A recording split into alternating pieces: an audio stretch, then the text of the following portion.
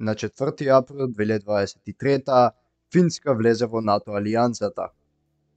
Во Брисел се смета како голема победа, ама зошто? Финска е држава само со 5 милиони жители.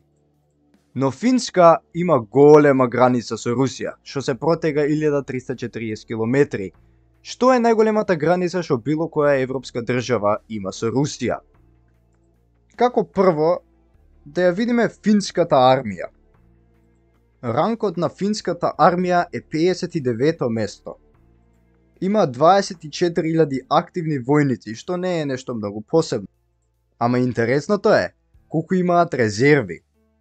Во рок од 24 часа, Финска може да стави 900.000 војници на фронт, што е повеќе од Кина и од Америка заедно. Сите овие војници се многу добро тренирани, но исто така имаат и помош од артилерија и од тенкови. Во војни возила, финците не се толку јаки, но сепак Финска се спремни за тепање во зима и во Финска е секогаш ладно. И да не заборавиме, историјата тоа го потврдува. До сега, свативме дека Финска е доста јака држава. Ама сепак, што менува освен што НАТО добива уште една држава? Во војна перспектива е супер, ама не верувам дека Русија и НАТО би отишле во меѓусебна војна. Затоа, што менува политички?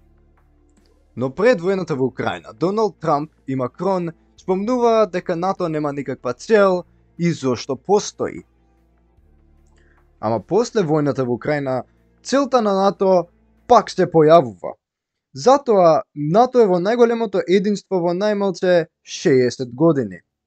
И со влезот на Финска, може да се каже дека тоа се захефтува. И дефинитивно е лошо за русите. Финска им помага на Украина од почеток, затоа во тој предел не очекувам дека нешто многу ќе се смени. Во кратки црти е дека прилично е лошо за русите. Друго прашање што би било прашано, зашто Финска влезе без Шведска? Па Шведска има скандали со Турција и Унгарија, нешто таму. Не е тоа многу битно во ова видео, затоа може во некое следно видео да се збори за зашто Шведска се уште не е влезена во НАТО. Затоа, subscribe и лайк сте гледам следно видео.